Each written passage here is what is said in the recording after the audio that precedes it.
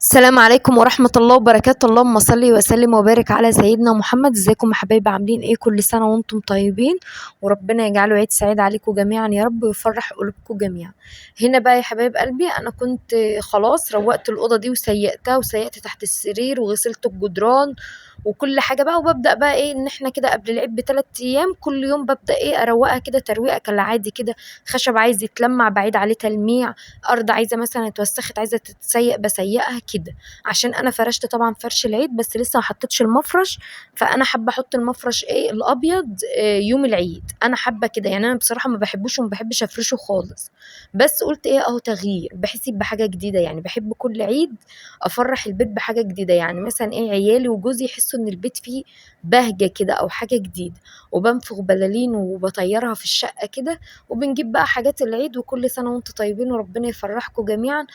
طبعا يعني العيد دي بالذات الناس بتاخد اجازة بقى من التفكير، وبتاخد اجازة من كل حاجة، فربنا يوفقنا جميعا يا رب. هنا بقى يا حبايبي دي هدوم العيد، انا كنت حطاهم كده على مروق الاوض، انا خلاص روقتهم وكل كيسة حطيت فيها هدوم عيالي. وهبدأ بقى كده ايه اعينهم بقى ايه جوه على السرير، عشان بكرة بإذن الله الوقفة. فربنا يوفق الناس جميعا يا رب.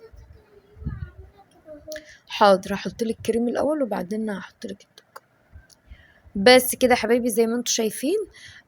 هنا بقى في الركنه، انا طبعا كنت منفضه الركنه بس عيالي طبعا عشان بيقعدوا عليها مع والنيش نزلته ورصصته وغسلته وحطيت مفروشات جديده، والتلاجة نزلت كل اللي فيها وغسلتها وظبطت اللي فيها. بصي ابدأي حاجه حاجه، انا بصراحه حيلة هد. وقلت بقى والله النهارده بقى بكره الوقفه، قلت والله اليوم ده بقى لازم اخلص كل حاجه، عشان بعد كده بقى اليوم الوقفه ده بتاعي انا بقى. حتى لو ورايا مشوار ولا حاجه هنزل اقضيه النهارده، عشان يوم الوقفه ده بقى بتاعي، اشوف ايه اعمل فيه حاجاتي، اوضب في لبسي، اشوف نفسي بقى في اليوم دوت، ما يبقاش بقى ورايا حاجه في البيت. حتى قلت والله يوم الوقفه ده هجيب اكل من بره ما طبخ. بصوا معلش انا اسفه على الاضاءه، الرينج لايت بتاعي باظ اتحرق، في حته فيه كده اتقطعت، فمعلش هو باظ. فهو يا دوبك مثبت لي التليفون وخلاص، لكن الاضاءه وحشه انا عارفه. فربنا يوفق الجميع يا رب، رغم انه والله العظيم الشقه دي انا غلبت فيها والله، بجيب لمض من اللي هي الغاليه والله، بس هي غاويه تبقى ضلمه كحل كده. فمعلش استحملوني، بكره ان شاء الله تفرج وايه، واجيب لينج لايت جديد احلى من القديم باذن الله.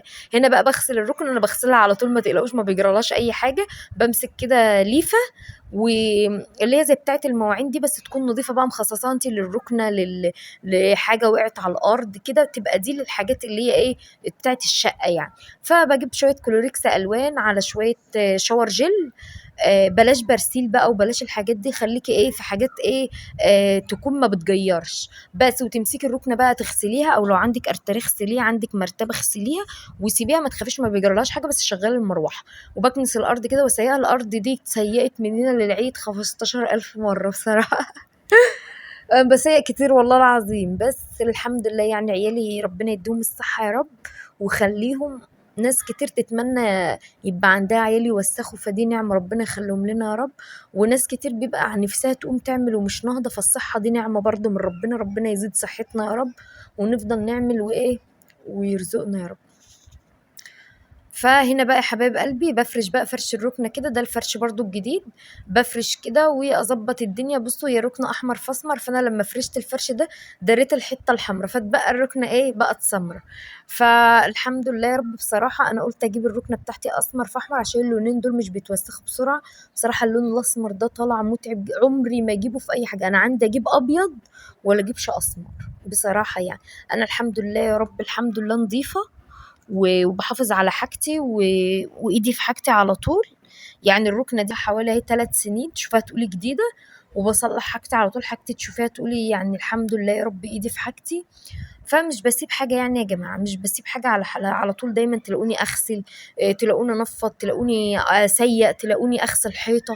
يعني الحيطه دي بغسلها على طول، مش شرط عيد. الستاير دي بغسلها وبعلقها على طول، اول باول بسيق بروق شقتي. ده على طول يا جماعه. المطبخ بنكت اعمل ما يعني، بصراحه انا من الناس اللي ما بتحبش تريح نفسها. أنا تلاقوني أمّا بالاقي شقتي مكركبة دمي تلاقوني محروق، متضايقة، زعلانة، باغير على حاجتي أوي وباحافظ على حاجتي أوي. فربنا يوفّق الجميع يا رب ويديني الصحة ويديكم الصحة يا رب ويرزقكم من واسع، وكل سنة وأنتم طيبين وربنا يجعله عيد سعيد علينا جميعًا يا رب. هنا بقى محمد أنا حاطاه في العربية كده بس هو لا بيهش ولا بينش ولا بيمشي ولا أي حاجة، فهو ربنا يوفّق الجميع. كل سنة وأنتم طيبين.